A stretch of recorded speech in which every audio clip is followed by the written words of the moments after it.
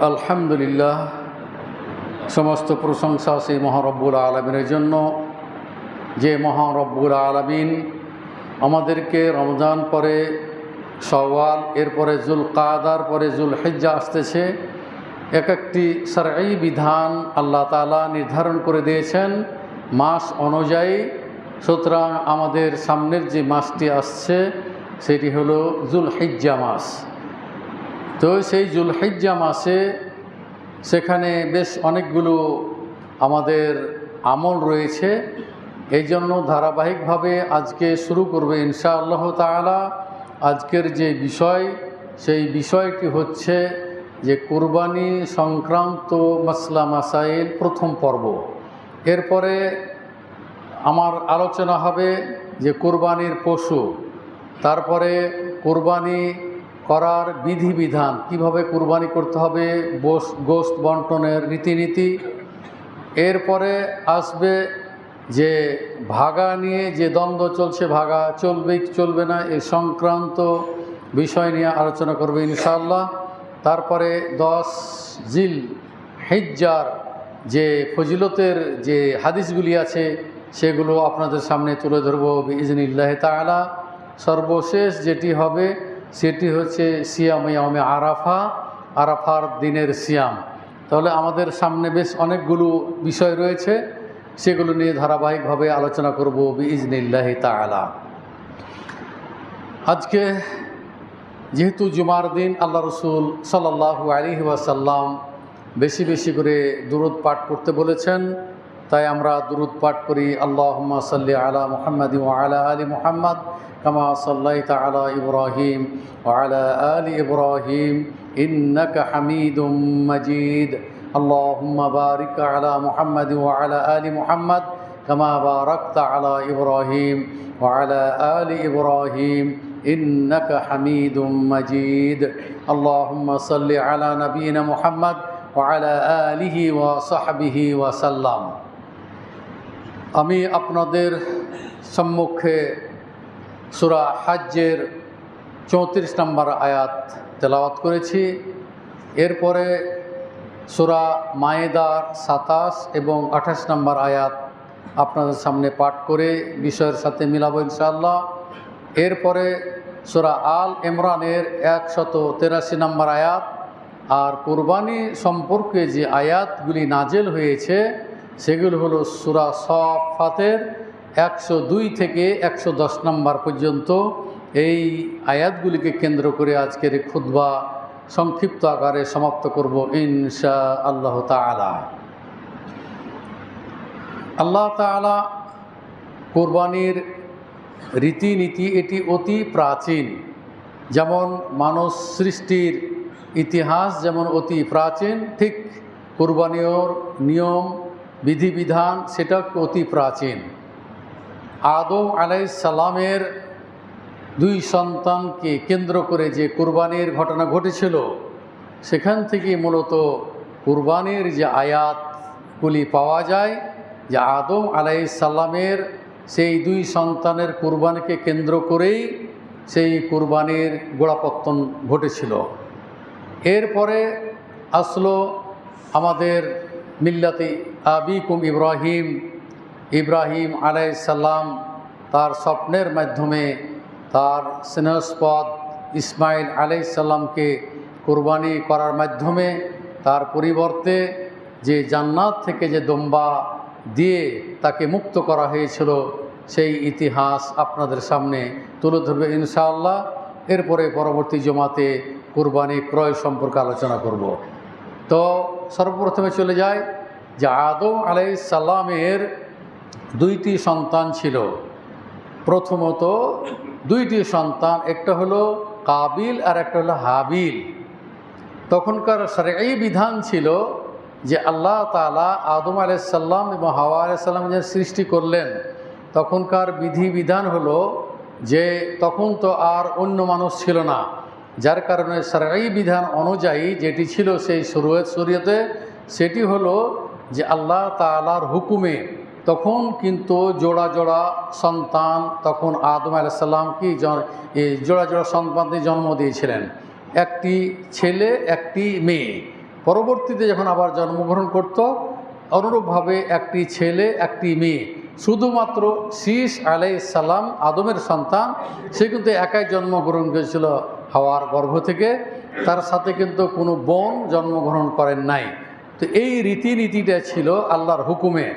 তো যার সাথে এই যে যমজ, এই যে ভাই বোন জন্মগ্রহণ করেছিল, সেটি ছিল মাহরাম হিসাবে, সেটি ছিল হারাম, সহদর বোন হিসাবে সেটি বিবাহ করা হারাম ছিল। কিন্তু পরবর্তীতে যখন আবার জন্ম যখন দিল, এরপরে যখন ছেলে এবং মেয়ে যমজ, তখন এরাও কিন্তু পরস্পর দুইজনে বিবাহ করা হারাম। তাহলে কি হবে? এই যে পরবর্তী যে দুইজন এই ছেলে মেয়ে, এক ছেলে আর এক মেয়ে, আর এক মেয়ে আর এক ছেলে, এইভাবে বিবাহ দেওয়ার একটা রীতিনীতি আল্লাহর হুকুমে এটি ছিল। তো সেই ঘটনাক্রমে কাবিলের সাথে যে বোনটি জন্মগ্রহণ করেছিল সেটি ছিল অতি সুন্দরী, তার নাম ছিল আকলিমা। আর হাবিলের সাথে যে বোনটি এই জন্মগ্রহণ করেছিল তার নাম ছিল লিউজা। তো এখন যেহেতু শরঈ বিধান অনুযায়ী এখন কাবিল বিয়ে করবে, হাবিলের সাথে যে বোনটি জন্মগ্রহণ করেছে লিউজা, তার সাথে তার বিবাহ হবে। আর কাবিলের সাথে যে আকলিমা জন্মগ্রহণ করেছিল সেটি হাবিলের সাথে বিবাহ হবে। এটি আল্লাহর হুকুম থেকে এটি বিধান ছিল, যার কারণে যখন তারা বিবাহর বয়সে যখন উপনীত হলো, তখন কাবিল তখন এই বিধানকে মানতে অস্বীকার করলো যে না, আমার সাথে যে বোনটি জন্মগ্রহণ করেছে আকলিমা, সেটি হলো সুন্দরী, অতএব আমি তাকেই বিবাহ করব। এরপরে আদম আলাইহিস সালাম তাকে বহু বুঝাবার চেষ্টা করলো এবং রাগান্বিত হয়ে একসময়তে তিনি তাকে খুব ধমকালেন যে শরঈ বিধান তোমাকে অবশ্যই মানতে হবে, কিন্তু সে প্রত্যাখ্যান করতে থাকলো। পরিশেষে এই দুই ভাইয়ের মধ্যে বিভেদকে দূরীভূত করার জন্য আদম আলাইহিস সালাম আল্লাহর হুকুমে একটি বিধান তাদের সামনে দিল যে তোমরা দুইজনে কী করবে? কুরবানি করবে। যার কুরবানি কী হবে? কবুল হয়ে যাবে, সেই আকলিমাকে বিবাহ করবে। আর যার কুরবানি গৃহীত হবে না, সে কি লিউজাকে বিবাহ করবে। এইভাবে তাদেরকে, তাদের দু ভাইয়ের মধ্যে এই মতভেদকে দূর করার জন্য আদম আলাইহিস সালাম কী করলেন? এটি পদ্ধতি অবলম্বন করলেন আল্লাহর হুকুমে। পরিশেষে দেখা গেল যে দু ভাই কী করলো? কুরবানি করলো।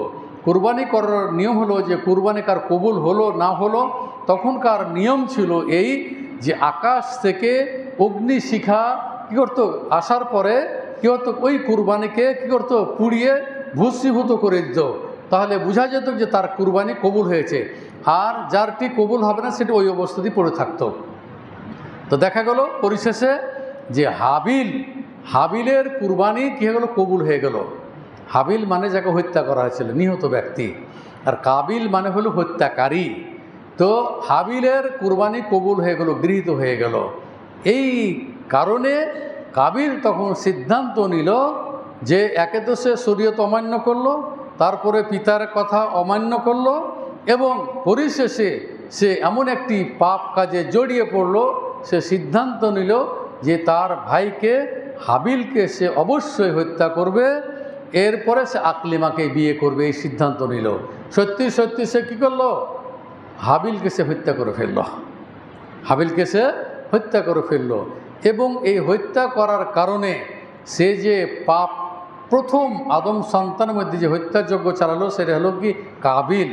এই কাবিল হত্যা করার কারণে সে যে পাপী, যে পাপ সে সংগ্রহ করলো, এবং কিয়ামত পর্যন্ত আদম সন্তানের মধ্যে যারাই হত্যাযজ্ঞ চালাবে তার একটি পাপের অংশ কাবিল পাবে। এটা হাদিসের ভাষা। তার পাপের অংশ কি? কাবিলের ভাগ্যে পড়বে আর কি। তো পরিশেষে যেটি হলো যে আল্লাহ তাআলা আয়াত নাজিল করে দিলেন, আয়াত নাজিল করলেন মুহাম্মদ সাল্লাল্লাহু আলাইহি সাল্লামকে সেই কুরবানির ইতিহাস তুলে ধরার জন্য, এবং সেই ঘটনা যথাযথভাবে বৃত্তান্তভাবে বর্ণনা করার জন্য রাসূলুল্লাহ সাল্লাল্লাহু আলাইহি ওয়াসাল্লামের উপরে আয়াত নাজিল করলেন। সূরা আল ইমরানের 183 নম্বর আয়াত। আল্লাহ তাআলা বলছেন, অতলু আলাইহিম নাবা ইবনাই আদামা বিল হাক্কি ইয কাররাবা কুরবানান ফাতুকুব্বিলা মিন আহাদিহিমা ওয়া লাম ইউতাকাব্বাল মিনাল আখির قال لأقتلنك قال إنما يتقبل الله من المتقين لئن بسطت إلي يدك لتقتلني ما أنا بباسط يدي لأقتلك إني أخاف الله رب العالمين এই আয়াত আল্লাহ রসুল সাল্লাল্লাহু আলাইহি ওয়াসাল্লামের উপরে নাজিল হয়ে গেল। এর অর্থ হলো কি, ইয়াতলু আলাইহিম নাবা ইবনাই আদামা বিল হক, যথাযথভাবে সত্য ঘটনা যেটি আদম আলাইহিস সালামের দুই সন্তান যে ঘটনা ঘটিয়েছিল এটি তুমি সুন্দরভাবে যথাযথভাবে কি করো, বর্ণনা করে দাও। কি হয়েছিল? ইজ কাররাবা কুরবানান, যখন তারা দু ভাইয়ে যখন কুরবানি করার যখন তারা সিদ্ধান্ত নিল তখন একজনের কুরবানি কবুল হলো। আল্লাহ তাআলা বলছেন ফাতুকুব্বিলা মিন আহাদিহিমা, তাদের একজনের কুরবানি কি হলো, কবুল হয়ে গেল। ওয়ালাম ইউতাকাব্বাল মিনাল আখির, এবং দ্বিতীয় জনের কুরবানি কি আল্লাহ তাআলা কবুল করলেন না। তখন কাবিল বলছে যে লা আক্তুলান্নাকা, আমি তোমাকে অবশ্যই হত্যা করব। হাবিল উত্তর দিল, যেহেতু সে মুহসিন পরহেজগার মুত্তাকি, সে বলতেছে যে ইন্নামা ইয়াতাকাব্বালুল্লাহু মিনাল মুত্তাকিন, এই যে কুরবানি যে কবুল করলো কার, একমাত্র মুত্তাকিন ব্যক্তিরই কুরবানি আল্লাহ তাআলা নিশ্চয় কবুল করবেন। তারপর বলছেন ফাইন বাসাত্তা ইলাইয়া ইয়াদাকা লিতাকতুলানি, তুমি যদি তোমার হাতকে আমাকে হত্যা করার জন্য যে তোমার হাতকে সম্প্রসারিত করো, অর্থাৎ তুমি যদি আমাকে হত্যা করো, আমি হাবিল মা আনাবে বাসিতিন ইয়াদিয়া লিআকতুলাকা, আমি কিন্তু তোমাকে হত্যা করার জন্য আমার হাতকে কিন্তু সম্প্রসারিত করব না, তার মানে আমি তোমাকে হত্যা করব না। ইন্নী আখাফুল্লাহ রাব্বাল আলামিন, নিশ্চয় আমি আল্লাহকে ভয় করি, যিনি হচ্ছেন কি বিশ্ব জগতের যিনি রব, সেই আল্লাহকে আমি ভয় করি, অতএব তুমি আমাকে হত্যা করলেও আমি তোমাকে হত্যা করব না। এই আয়াত আল্লাহ তাআলা কি করেন, নাজিল করে দিলেন। যে ঘটনাটি আপনাদের সামনে আমি বর্ণনা করলাম, এখান থেকে বোঝা গেল যে দেখুন এই যে কুরবানি কবুল হওয়া না হওয়ার, সেটি হচ্ছে যে দেখুন ব্যক্তির এই যে আমাদের দেশে যে হালাল হারাম মিশ্রিত টাকা দিয়ে যদি কুরবানি করেন, কুরবানি হবে না। আপনার হালাল টাকা দিয়ে আপনাকে কুরবানি করতে হবে, এটা হলো নিয়ম। এখানে কিন্তু বোঝা গেল যে যারা মুত্তাকি, যারা পরহেজগার, তাদেরই কিন্তু কি কুরবানি কিন্তু কবুল হলো। যেমন হাবিল, তিনি কি করছিলেন, তিনি পরহেজগার লোক ছিলেন, মুত্তাকি ছিলেন, তিনি বলতেছেন আমি আল্লাহকে ভয় করি, সুতরাং তুমি আমাকে হত্যা করলেও আমি তোমাকে হত্যা করব না, এই পাপের বোঝা তোমার উপর কি বর্তাবে। এই যে মুত্তাকি এবং পরহেজগার, সেই ব্যক্তির কুরবানি আল্লাহ তাআলা কি করলেন, কবুল করে নিলেন। এবং আরেকটি হলো এখানে শিক্ষণীয় একটা বিষয়, সেটি হলো যে সে আল্লাহর বিধানটাকে মেনে নিয়েছিল। আল্লাহ যে আইন করলে, বিধান করলেন, তার ভাগ্যে যদি ওই কুৎসিত মহিলাটি যদি হয়তো বোন, তাও সে কী করতো, বিয়ে করতো, যেটা শরীয়তে নির্ধারণ করে দিয়েছিল। কিন্তু যেটা শরীয়তে নির্ধারণ করে দিয়েছিল সেই মোতাবেক সে কী করছিল, সিদ্ধান্ত নিয়েছিল। সুতরাং আল্লাহ যেটি ফায়সালা করে দিয়েছেন সেটি সে মেনে নিয়েছিল, এবং তার পরহেজগারিতা এখান থেকে প্রকাশিত হয়েছে। এবং পরহেজগার লোকের যে কুরবানি কবুল হবে, এই আয়াত থেকেই তার কি প্রমাণিত হলো। এরপর আমরা চলে যাই যে আল্লাহ তাআলা এই আগের নবীদের যে বিধিবিধান ছিল কুরবানি কবুল হওয়া না হওয়া, তো তখনকার বিধিবিধান ছিল যে আকাশ থেকে অগ্নিশিখা এসে ওই কুরবানিকে করে মানে পুড়িয়ে ভস্মীভূত করে দিলেই মনে করতে হবে তার কুরবানি কী হয়েছে, কবুল হয়ে গেছে। যেমন এই কি বলা হয়, সূরা আল ইমরানের 183 নম্বর আয়াতে আল্লাহ তাআলা বলতেছেন আল্লাযীনা ক্বালু ইন্নাল্লাহা, যে তারা যারা বলতেছিল যে ইন্নাল্লাহা আহেদা ইলাইনা, আল্লাহ তাআলা আমাদের সাথে অঙ্গীকার করেছেন এই যে আল্লাহ নুমিনা বিরাসুলিন হাত্তা ইয়াতিয়ানা বিকুরবানিন তাকুলুহুন নার। আল্লাহ তাআলা বলতেছেন যে যারা বলতেছে যে আল্লাহ তাআলা আমাদের সাথে অঙ্গীকার করেছে যে যতক্ষণ পর্যন্ত ওই রাসূল কুরবানি নিয়ে এসে যদি ও কুরবানিকে আগুনে ভস্মীভূত না করবে, ততক্ষণ পর্যন্ত ওই রাসূলের প্রতি আমরা ঈমান আনবো না। তো এই আয়াত থেকে বোঝা যায় যে তখনকার নিয়ম ছিল যে আকাশ থেকে অগ্নিশিখা এসে যার কুরবানিকে কি কবুল হতো সেটাকে পুড়িয়ে ভূষীভূত করে দিত। তো এই আয়াত দ্বারাও কিন্তু প্রমাণিত তাকুলুহুন নার, বলা হচ্ছে ওই কুরবানিকে আগুনে কি করবে, খেয়ে ফেলবে। তো ওই রীতিনীতিটা চলে আসতেছিল। এরপরে সর্বশেষ যে নিয়ম কুরবানির যে পদ্ধতি যেটি আসলো সেটা হলো যে ইব্রাহিম আলাইহিস সালামের যে ঘটনা আপনারা শুনেন, আমরাও শুনি এবং প্রতি বছর এটি আলোচনা করা হয় এবং অনেকেরই আয়াত গেছে মুখস্থ হয়ে গেছে। সূরা সাফফাতের 100 আয়াত থেকে নিয়ে আপনার 110 পর্যন্ত যে আল্লাহ তাআলার কাছে দোয়া করলেন ইব্রাহিম সালাম যে রব্বে হাবলি মিনাস সালিহিন, হে আল্লাহ তুমি আমাকে নেক সন্তান দাও। ফাবাশশারনাহু বিগুলামিন হালিম, এবং অতি ভদ্র নম্র আমি কি একজন গোলাম, একজন সন্তান আমি আল্লাহ তাআলা তাকে দান করলাম ইব্রাহিম আলাইহিস সালামকে। ফালাম্মা বালাগা মাআয়াহু সায়া, যখন চলার মতো তার বয়স হলো, পিতার সাথে চলার মতো যখন তার বয়স হলো, কার? ইসমাইল আলাইহিস সালামের, তখন তিনি বলছেন ক্বাল ইয়া বুনাইয়া ইন্নী আরা ফিল মানামে আন্নী আযবাহুকা ফানজুর মাযা তারা। قال يا أبت افعل ما تؤمر ستجدني إن شاء الله من الصابرين فلما أسلم وتله للجبين وناديناه أن يا إبراهيم قد صدقت الرؤيا إنا كذلك نجزي المحسنين। এভাবে আল্লাহ তাআলা 10টি আয়াত কি করলেন, নাজিল করে দিলেন। তিনি বলতেছেন যখন ইসমাইল আলাইহিস সালাম যখন চলার মতো যখন তার বয়স হলো, তখন তিনি বলতেছেন ইয়া বুনাইয়া, হে আমার বৎস, ইন্নী আরা ফিল মানামি, আমি দেখলাম তোমাকে, স্বপ্নে দেখলাম যে আন্নী আযবাহুকা, আমি তোমাকে জবাহ করতেছি, আমি তোমাকে কুরবানি করতেছি। ফানজুর মাযা তারা, এই ব্যাপারে তোমার অভিমত কি? ছেলের কাছ থেকে তারা অভিমত চাচ্ছেন, আল্লাহর অর্ডার। নবীদের স্বপ্নও কিন্তু সত্য। তিনি বলছে ইন্নী আরা ফিল মানামে আন্নী আযবাহুকা, নিশ্চয় আমি তোমাকে স্বপ্নে দেখলাম যে আমি তোমাকে জবাহ করতেছি। যোগ্য পিতার যোগ্য ছেলে উত্তর দিছে ইয়া আবাতি ফাআল মা তুমার সাতাজিদুনি ইনশাআল্লাহু মিনাস সাবিরিন, হে আমার আব্বু, আপনি যে আদেশ হয়েছে আপনার প্রতি আপনি সেটিকে দ্রুত বাস্তবায়ন করুন। আপনাকে যে আদেশ দেওয়া হয়েছে সেটি আপনি দ্রুত বাস্তবায়ন করুন এবং আপনি অবশ্যই ধৈর্যশীলদের মধ্যে আপনি আমাকে পাবেন, মানে আমি ধৈর্যশীলদের অন্তর্ভুক্ত হব ইনশাআল্লাহ তাআলা।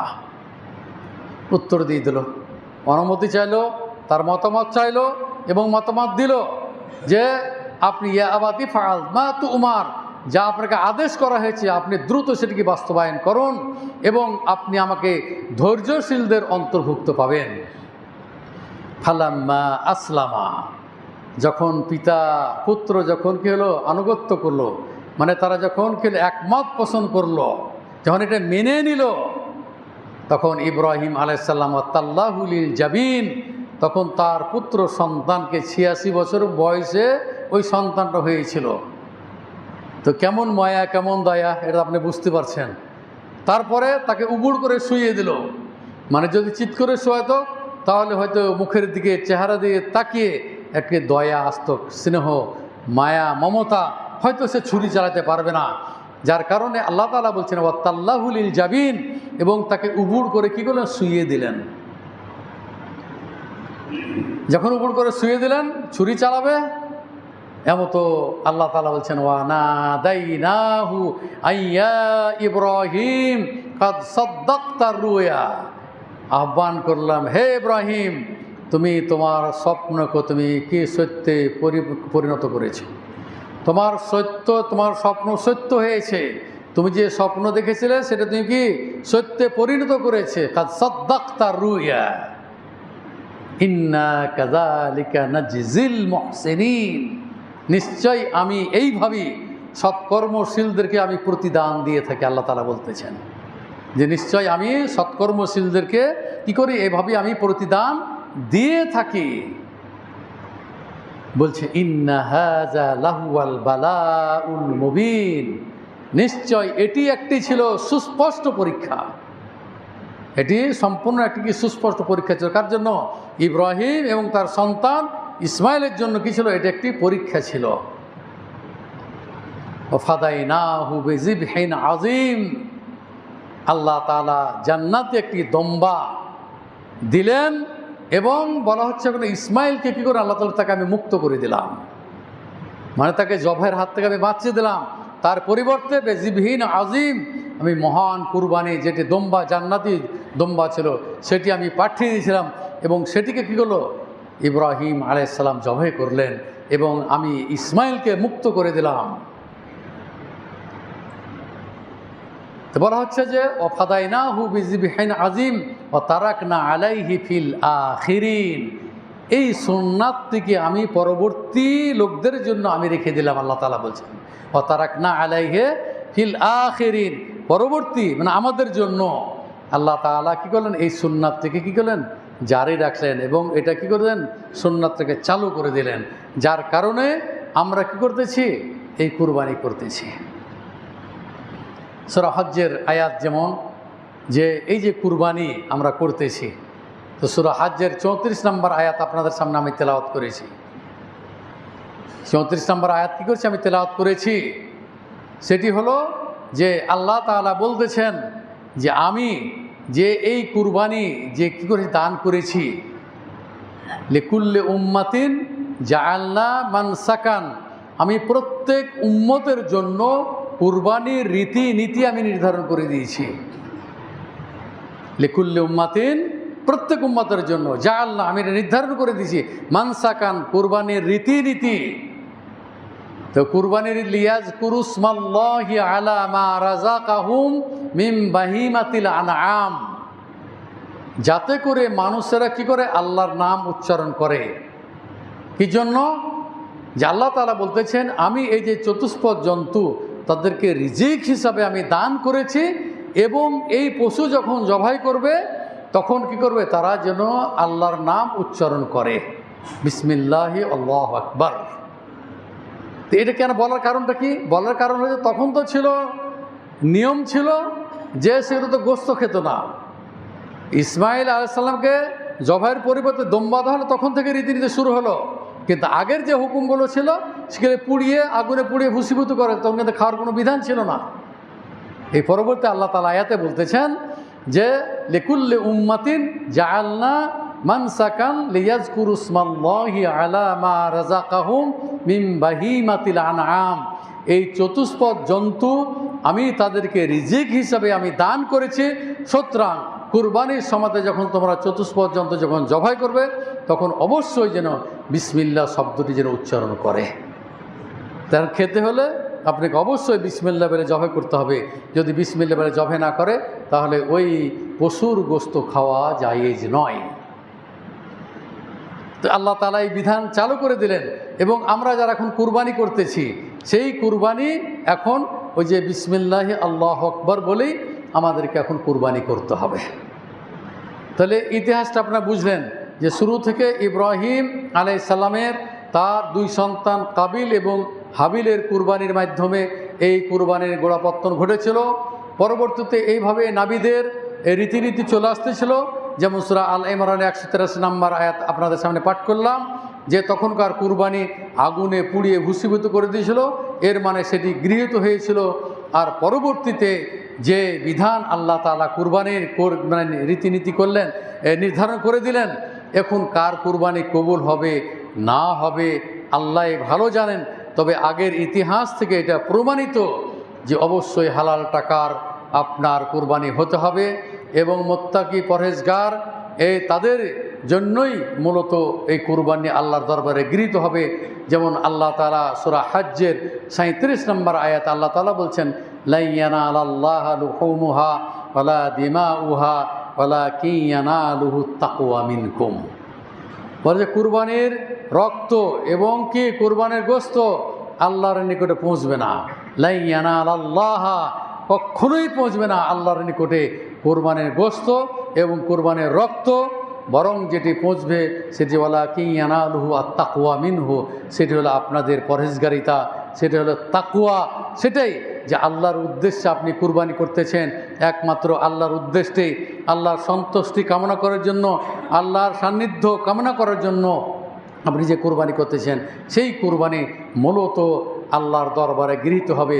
আগের আয়াত থেকে এটা প্রমাণিত হয়, যখন হাবিল যখন এই আয়াতটি যখন বলল ইন্নী আখাফুল্লাহ রাব্বাল আলামিন, নিশ্চয় আমি আল্লাহকে ভয় করি, যিনি হচ্ছেন কি সারা বিশ্বের যিনি রব, সেই আল্লাহকে আমি ভয় করি। এবং তিনি বলছেন ইন্নামা ইয়াতাকাব্বালুল্লাহু মিনাল মুত্তাকিন, এবং মুত্তাকিনদের কি পরহেজগার যারা, তাদেরই আল্লাহ তাআলা কি করেন, কুরবানি কবুল করে থাকেন। এইসব আয়াত থেকে বোঝা যায় যে পরহেজগার মুত্তাকি হালাল টাকা এর মাধ্যমেই কুরবানির ক্রয় করতে হবে, এবং এই ক্রয়কৃত কুরবানি আশা করা যায় যে আল্লাহ তাআলা কবুল করবেন। এবং আল্লাহর নিকটে পানাহ চাইতে হবে, ক্ষমা চাইতে হবে।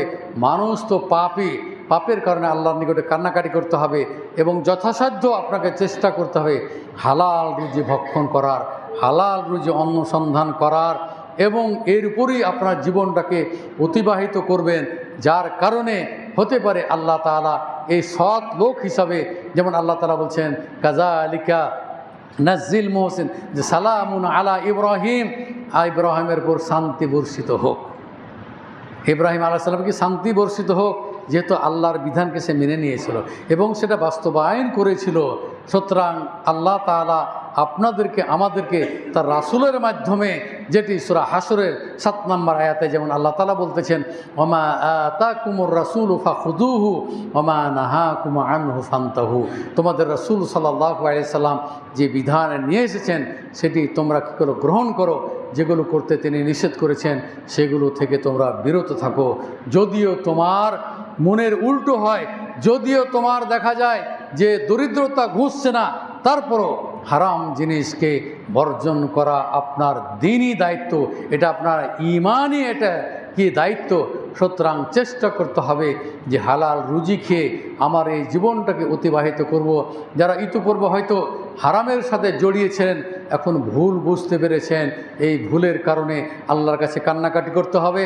এবং আপনার সম্পদের মধ্যে যে হারাম টাকা থাকে, তাহলে যদি মনে করেন যে এই পরিমাণ যদি হারাম টাকা যদি থাকে আপনার মধ্যে, তাহলে ওই হারাম টাকাগুলি কোনো জনকল্যাণমূলক কাজে নেকি ছাড়াই এগুলো আপনারা দান করে দিবেন। হয়তো পারে আল্লাহ তাআলা আপনাকে ক্ষমা করবেন, এবং আল্লাহ তাআলা হয়তো কি করবেন, আপনাকে পুত পবিত্র করবেন, আপনার সম্পদকে আল্লাহ তাআলা পুত পবিত্র করবেন। এটা হলো আপনার পরহেজগারি ব্যাপার, এটা আপনার তাকওয়ার ব্যাপার। আপনার যদি আল্লাহভীতি থাকে, তাহলে অনেক মানুষকে দেখা যায় যে অনেক সময়তে ঘুষ খেয়েছে, তারপর হালাল টাকার সাথে হারাম টাকা অর্জন করেছে, এখন তার ভুলগুলি বুঝতে পারছে, হিসাব নিকাশ করে যতদূর সম্ভব সে হারাম টাকাকে এই হালাল টাকার মধ্যে থেকে পৃথক করে সেগুলো জনকল্যাণমূলক কাজে আপনাকে ব্যয় করে দেন। আল্লাহর কাছে কান্নাকাটি করেন, আল্লাহকে ধরেন, তিনি হচ্ছেন গফফার, তিনি রহমান, তিনি রাহিম। আল্লাহ তাআলা হয়তো আপনাকে ক্ষমা করে দিবেন, এবং আপনার এই ক্রন্দন করার কারণে আল্লাহ তাআলা হতে পারে যে আপনাকে ওই জাহান্নাম থেকে জান্নাতে আল্লাহ তাআলা আপনাকে প্রবেশ করবেন। আল্লাহ রাসূল সাল্লাল্লাহু আলাইহি ওয়াসাল্লাম বলছেন যে লা ইয়ালিজুন নারা মান বাকা মিন খাশিয়াতিল্লাহ, যে ব্যক্তি আল্লাহর ভয়ে ক্রন্দন করে সে ব্যক্তিকে আল্লাহ তাআলা জাহান্নামে দিবেন না। অতএব আসুন আমরা আমাদের মধ্যে যদি হালালের মধ্যে হারাম ঢুকে থাকে এবং হারামের মধ্যে যদি আমরা এখনও জড়িত থাকি, তাহলে এখান থেকে ফিরে আসার চেষ্টা করুন এবং নেক সন্তান তৈরি করার চেষ্টা করুন, পরিবারকে আদর্শ পরিবার হিসেবে গঠন করার চেষ্টা করুন। মহান রব্বুল আলামিনের নিকটে আমরা দোয়া করি, হে মহান রব্বুল আলামিন, আমরা এখানে যারা এসেছি তারা যেন সবাই আল্লাহ এবং আল্লাহ রসুলের বিধি বিধানকে আমাদের জীবনে, সামাজিক জীবনে, পারিবারিক জীবনে যে আমরা যেন বাস্তবায়ন করতে পারি। আল্লাহ তুমি আমাদেরকে সেই তৌফিক দান করো। এবং হারামের সাথে যারা জড়িয়ে আছি, আল্লাহ তুমি এই হারাম সম্পদকে দূরীভূত করে দাও। হালালের মধ্যে আল্লাহ তুমি আমাকে নিমজ্জিত করো, হালাল রুজি খেয়ে যেন মৃত্যুবরণ করতে পারি। আল্লাহ তুমি আমাদেরকে সেই তৌফিক দান করো। মুমিন হয়ে যেন আমরা মৃত্যুবরণ করতে পারি। আল্লাহ তুমি আমাদেরকে সেই তৌফিক দান করো। অনেক ভাই অসুস্থ আছেন, সকলে সুস্থতার জন্য দোয়া করি। আমাদের এখানে একজন মুসল্লি নিয়মিত জমা পড়তে আসতেছিলেন, তিনি হঠাৎ করে রেলগেটে একটি হুন্ডার সাথে অ্যাক্সিডেন্ট হয়ে আর জুমা আসতে পারেন না, তিনি দোয়া চেয়েছেন আপনাদের নিকট থেকে, আল্লাহ তাআলা যেন তাকে দ্রুত সুস্থতা দান করেন। এবং আরও যারা অসুস্থ আছেন সকলের জন্য দোয়া করতেছি, আল্লাহ তুমি সকল ভাইকে, সকল মা বোনদেরকে আল্লাহ তুমি সুস্থ রাখুন। এবং আমাদের আত্মীয় স্বজন যারা কবরে আছে, আল্লাহ তুমি তাদেরকে কবরের আযাব থেকে রক্ষা করো। আল্লাহ তুমি তাদেরকে জাহান্নাম থেকে রক্ষা করো। আল্লাহ তুমি কবরের আযাব থেকে তুমি রক্ষা করো। আল্লাহ তুমি তাদেরকে জান্নাতুল ফেরদাউস নসিব করো। আমরা যেখানে যারা এসেছে এখানে মা বোন সকলেই আমরাও চাই যে আমরা মৃত্যুবরণ করলে যেন মুমিন হয়ে মৃত্যুবরণ করতে পারি। আল্লাহ তুমি আমাদেরকে সেই তৌফিক দান করো। আমিন। রব্বানা আতিনা ফিদ দুনিয়া হাসানা ওয়া ফিল আখিরাতি হাসানা ওয়া কিনা আযাবান নার। রব্বানা তাকাব্বাল মিন্না ইন্নাকা আনতাস সামিউল আলিম ওয়া তুব আলাইনা ইন্নাকা আনতাত তাওয়াবুর রহিম।